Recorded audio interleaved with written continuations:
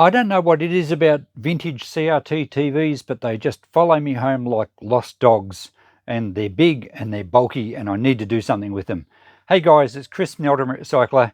I take e-waste at my second-hand shop because I don't want people just to take it to the transfer station and it gets recycled. Now, recycling's good, yes, but a lot of it still ends up in landfill.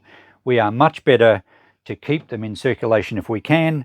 These ones are a vintage CRT. This one's probably 1990s. I think this one's almost back to the 70s. We'll have a better look at them in a minute. We need to work out what to do with them. They were dropped off at my shop and I said, yeah, I'll take them. There's not much scrap value. I don't like scrapping things that are collectible anyway. Let's see if they work and let's work out what we're going to do with them. Now, they're both smaller portable versions. I think this one's a 34-inch. The other one's probably around about the same. As you can see, this one's much more retro styling. I would say it's probably late 1970s, maybe about 1980.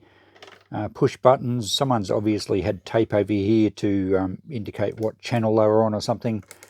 And that's going to be a bit of a problem to get off, I think. But it looks okay cosmetically. It's a colour TV, this one, so it's one of the earlier colour TVs. The antennas themselves are a bit bent and damaged. But look, if it goes, it might have some collectability.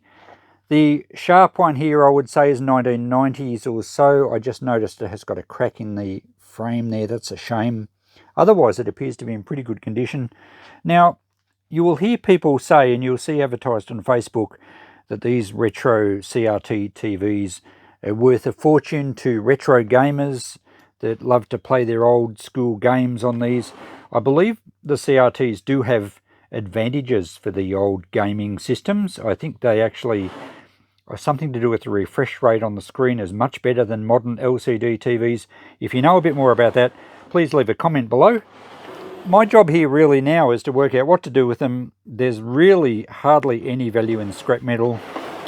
Sure, any of you who have scrapped a lot of CRT monitors and old TVs know that there's a degaussing cable around the back of the picture tube and it's usually copper. There's also the yoke on the back of the tube that has quite a lot of copper windings. There's also the cord. We can chop the cords off. But realistically, we're going to get less than $10. Plus, it takes a fair bit of work to actually acquire that money. So we're much better off selling them if we can. The first step, I guess, is to do a bit of checking on eBay, see if any are on there, see what they sell for, and maybe do a bit of a Google, see if anyone collects these old ones. The next stage will be to actually plug them in and see if any magic smoke gets out. Okay, we've hopped on eBay and I've typed in the model number of the more modern TV, the Sharp, and straight off we come up with one on completed items, exactly the same model. It sold for basically $150, and they're quoting $53 postage, and that was within Australia. Overseas, or actually there's a few other models here. This one is a 34 centimeter. I think I said inches before, but yeah, 34 centimeters. This one sold for the same price. I'm not sure where that one was. This one's a slightly different model again, but again, the 34 centimeter. They were looking for $290. Some people are very ambitious. This one sold for $325. So some of these TVs can get pretty good money. This one here sold for $57. That's in the US. And then there's various other models. So they do sell. These are both buy it nows prices. It looks like they're in good operating condition with the remote. In fact, I clicked on this one and we come up with this page. It's in Australia. I think it was the only one that was. They said tested and fully working in great condition apart from a hairline crack in the top, as shown in the pictures, with original remote and manual. So it does have a crack across the top of this plastic casing, but other than that, it's good.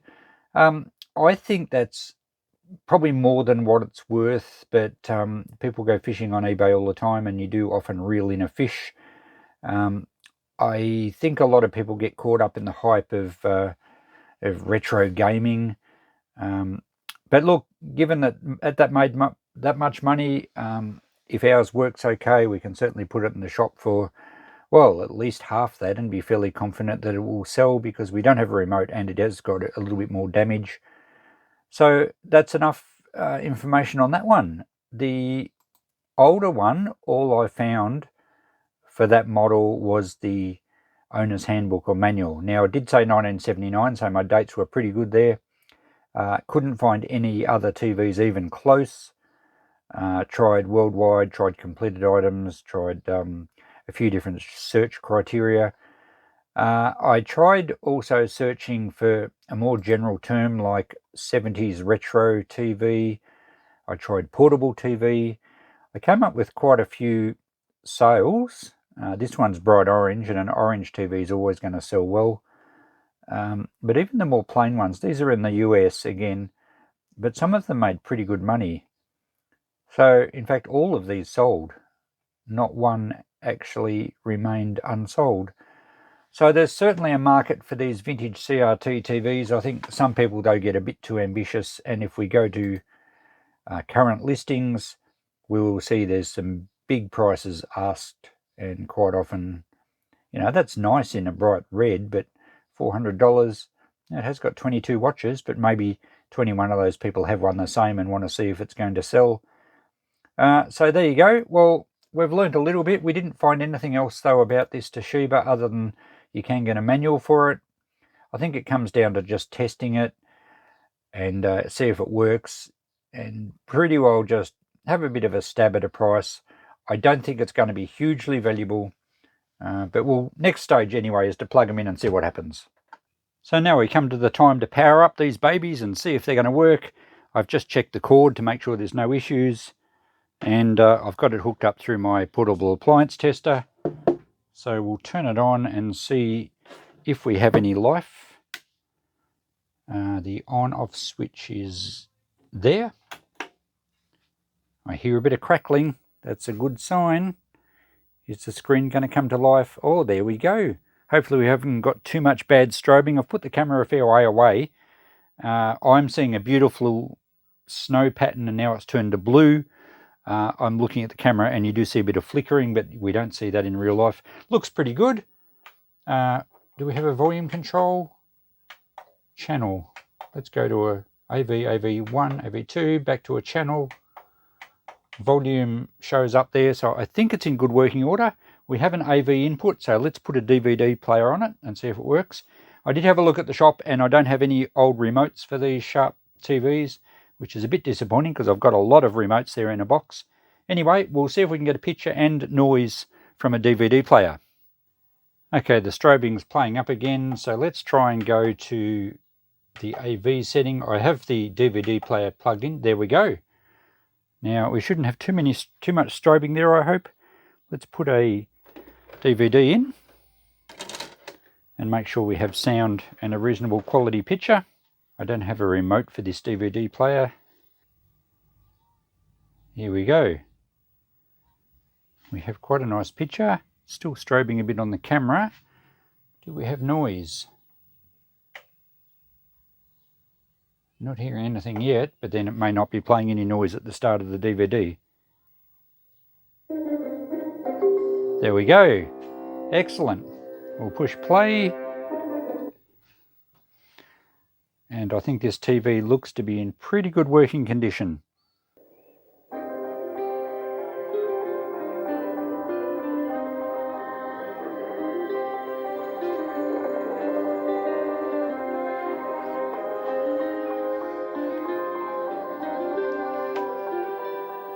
Okay, I don't know if that's copyright music or not, but it looks like we have a pretty good picture there. There's no strobing at all on the TV in front of me here.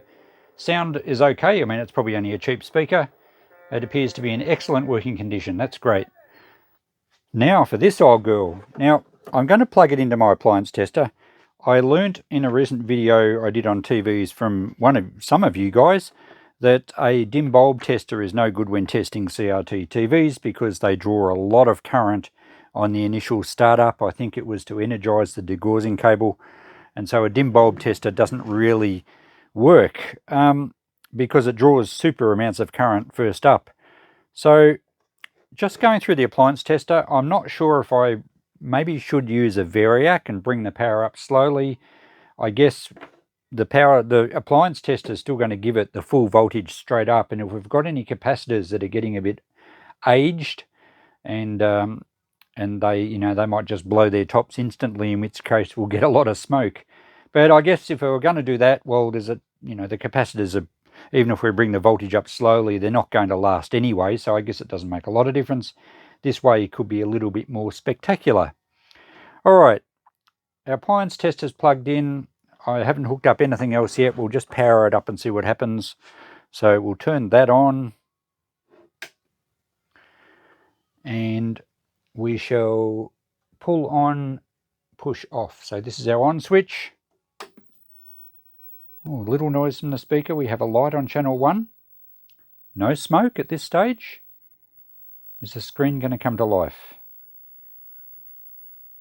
Might take a little longer to warm up this one. It's going to be a transistor model. It's not old enough to be a valve TV. There's it. That's our volume. Very crackly. It's obviously quite dusty. Our channel selector seems to work. This is contrast. Oh, there we go. It's got dust in it too. You can see how crackly it is. But there we go. We have a picture. Now, I don't know if we can get a DVD to play through this because I don't think we have RCA inputs. I think we only have the antenna input. Perhaps if I had an old video player, we could run a antenna cable to it, see if we get a picture, but it certainly looks to be in working condition. Excellent. Okay, I was just seeing if I could somehow hook the DVD player up to it, and now we've got smoke. It's actually still working, but we've got some magic smoke getting out. I think I'll just turn it off because obviously something's shorting inside. I did hear a bit of a hiss and a bang, but amazingly it didn't go off. But let's turn it off. And I don't know how well you can see that on the camera, but we have vintage electronic magic smoke coming out. So I'm surprised, actually. I'm surprised it didn't go off. I'm not going to turn it on again. It made a crack inside, like from inside it, like something just arced out, and there was a bit of a flash. I should have had the camera on at the time. I was just mucking around seeing if I could tune in the DVD. I've just got it hooked into the antenna via an output on here that says coaxial, so I don't know if it would have worked or not, but I think our TV has certainly can't be sold as good working order anymore. But typical of something of this age, capacitors do just give up the ghost. As I said, I don't know why it actually didn't stop, but anyway, I think I'll mark this as needs repair, parts or repairs. I'll put it in the shop. I think I might just put it in more or less as a retro ornament. I think we might just go $20 on it and say, magic smoke has escaped. All right, let's disconnect that. And I will put a tag on it, one of my test and tag labels to say danger, do not plug in. Oh, now my shed's going to smell for ages. So after that bit of excitement, it was nearly 10 minutes ago and there's still little wisps of smoke coming out of that TV. I've decided I'm going to clean off this tape. I think it'll come off pretty easily just with some solvent, because that adds a lot to the look of it. I'll give it a wipe over. It won't go to too much trouble, but it's a nice retro piece, and I have sold vintage stuff to filmmakers before for film sets. So the fact that it doesn't work, well, actually it still did work, but the fact that it's not really operational won't really matter for someone that just wants it as a prop. So I think we'll get maybe $30 for that. I'm going to try for that anyway. And this one, other than the crack, it actually appears to be in great condition, although, as I said, we don't have the remote. I think I might try a 75 on that, see how it sits in the shop. The crack's a bit of a bugger because it does certainly detract. The remote, well, you could possibly find one. We might go 70 and 30 will make an even 100 if I get that back out of e-waste, and I've had a little bit of fun testing them, and I've got a video out of it, then that's good all round, isn't it? Now, I'm not sure what's going to dissolve this glue from the old masking tape. it's certainly well and truly stuck on there. I'm going to try some IPA. I don't want to dissolve the plastic, of course, or take off the writing underneath. That doesn't really seem like it's softening it. It's still very hard. I might try a bit of acetone, maybe on an inconspicuous spot first, but the IPA is not going to do it. Okay, inconspicuous, maybe, oh, there's nowhere inconspicuous on the front. Maybe just up the top. It doesn't, no, is that, what's that taking off? The black paint?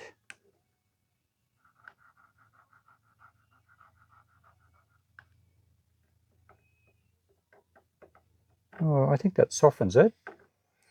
Make sure we don't take off the gold. No, that feels all right. All right, we might get a bit more game and try on the front here. Oh, it's going to take a while. I'm not sure if it's taking it off or not. I think it has softened it. And it's not really hurting the finish. That's good. But it's going to take forever. And certainly got stickier. Maybe I should soak it for a little while and leave it sit for a bit.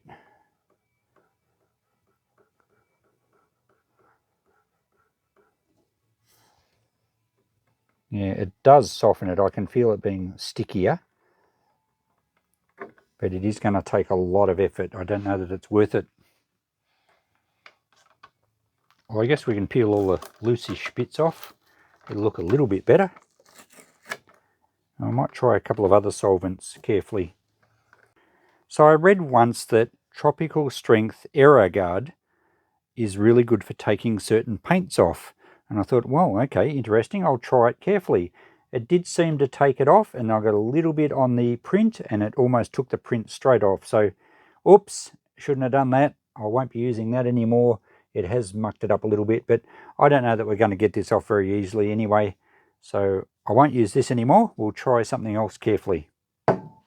And Zippo lighter fluid did nothing. So maybe it will soften the glue after a while, but it's likely to take the paint off. My first touch did nothing, so we'll leave that alone.